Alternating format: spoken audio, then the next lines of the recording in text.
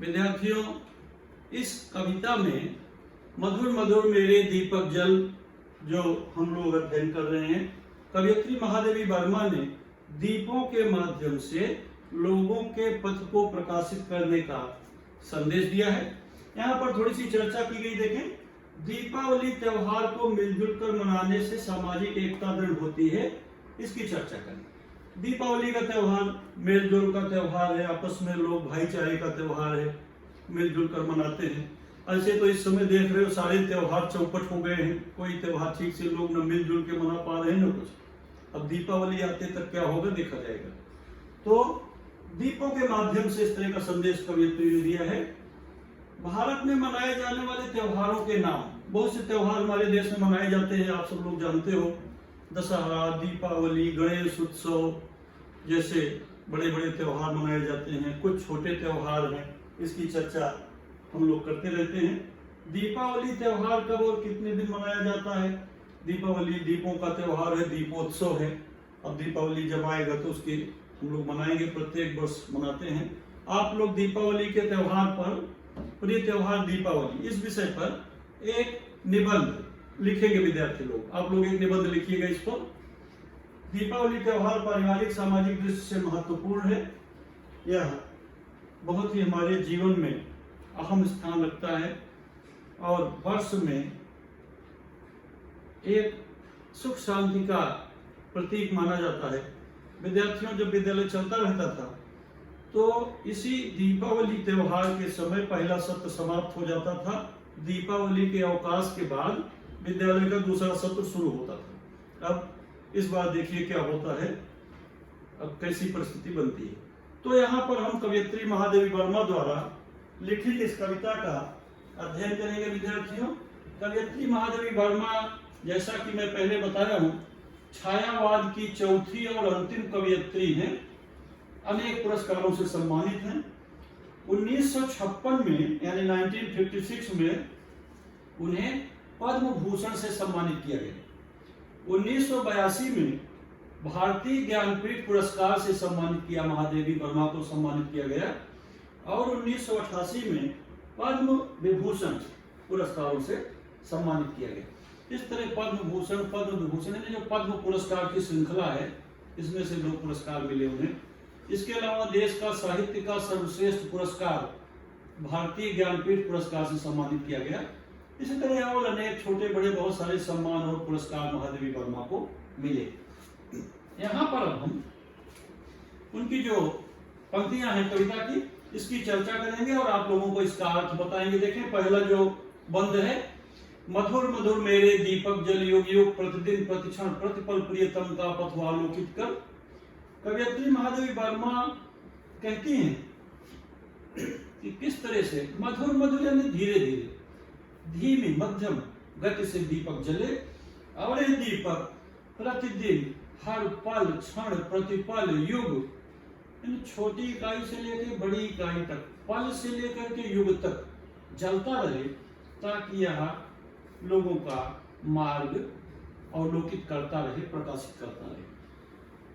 कवयित्री इस तरह से प्रतिदिन मंद मंद जलते हुए युगों तक प्रियतम का पथ प्रकाशित करने का दीपक से आग्रह करती है। सौरभ फैला विपुल धूप बन, मृदुल मोम सा गुलरे मृदुतन, दे प्रकाश का सिंधु परमित, तेरे जीवन का अनुबलगन।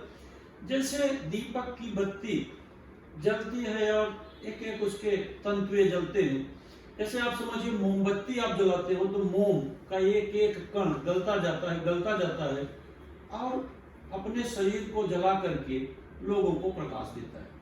आखिरी कण तक जलता है और फिर जब मोम खत्म हो जाती है तो बुझ जाती है। या दीपक जलाते हैं तो दीपक की तेल की बूंदें आखिरी बूंद तक जब तक रहती है तब तक वो प्रकाश देता है और फिर बुझ जाता है। इसी तरह से हम सबको दीपक की भांति लोगों के पथ को प्रकाशित करना चाहिए, अवलोकित करना चाहिए।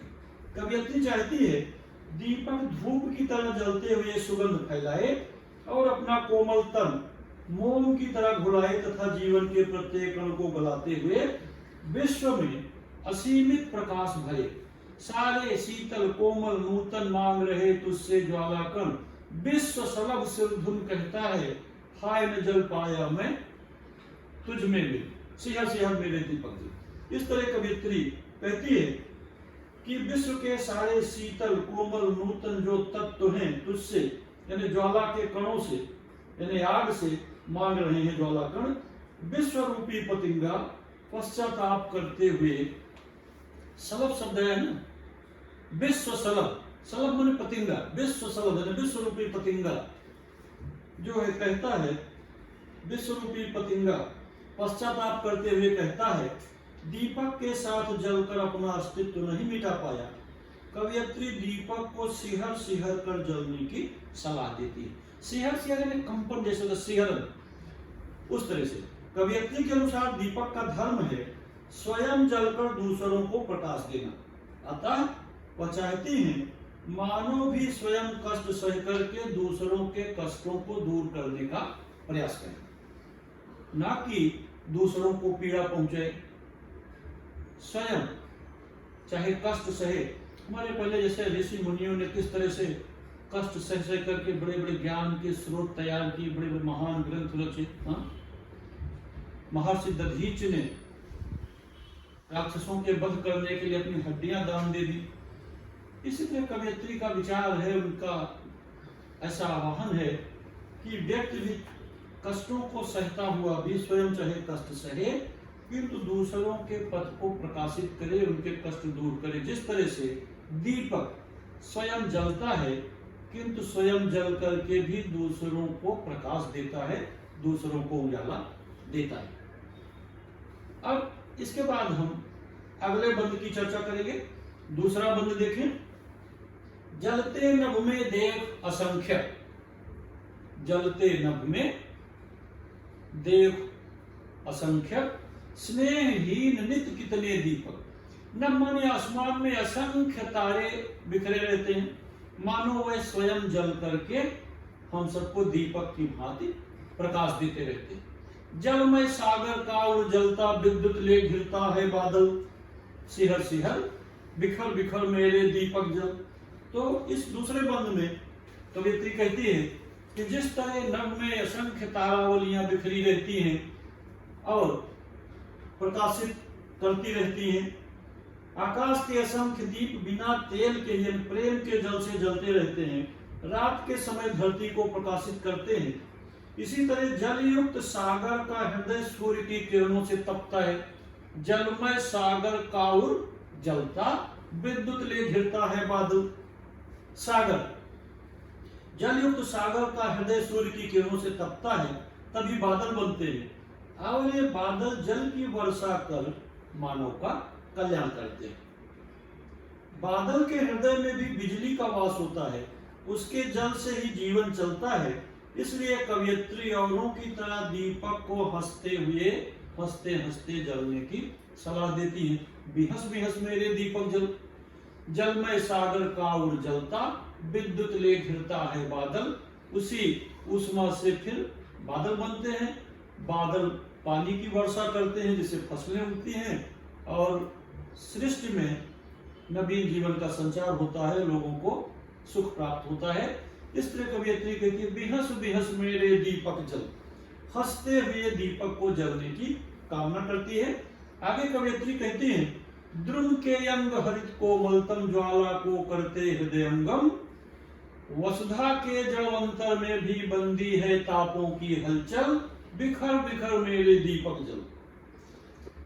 अर्थात पेड़ों के हरे भरे कोमल अंगों में भी आग होती है, धरती के हृदय में तापों की हलचल होती है, ताप उष्मा। परिणाम स्वरूप धरती पर कभी भूकंप आते हैं। कवियत्री दीपक को बिखर बिखर करके जलने की सलाह देती है। बिखर बिखर दूर दूर फैल फैल करके भी दीप जले। कहने का भाव यह है कि किसी भी तरह से दीप जले, किंतु वे लोगों के कल्याण में, लोगों के मार्ग के पथ प्रदर्शन में, लोगों का पथ आलोकित करने में अपना जीवन लगाएं। दीपक मधुर मधुर जले, सिहर सिहर जले, बिखर बिखर जले, कैसे भी जले, किंतु लोगों का पथ प्रकाशित करे। इसी तरह से हम सबको भी अपने जीवन में कष्टों की परवाह किए बिना दूसरों के जीवन को सुखमय बनाने के लिए, उनके कष्टों को दूर करने के लिए काम करते रहना चाहिए। धन्यवाद।